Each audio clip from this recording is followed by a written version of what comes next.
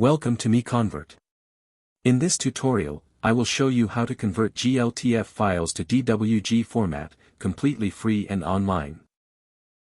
Open your browser and search for GLTF to DWG MiConvert.com. Click on the first result to go straight to the converter. You are now on the GLTF to DWG converter page. The interface is clean and easy to use. Let's upload a file. Click the Choose File button. A file picker will open. Select the GLTF file you want to convert, then click Open. Your file is loaded and ready. You can see the file name, size, and destination format. Click Convert now to start the conversion. The conversion is in progress. You can see the progress bar moving. This usually takes just a few seconds.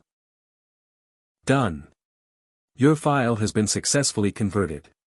Click Download to save the DWG file to your computer. That's it. Visit MiConvert.com for more free conversion tools. Subscribe for more tutorials. Thanks for watching.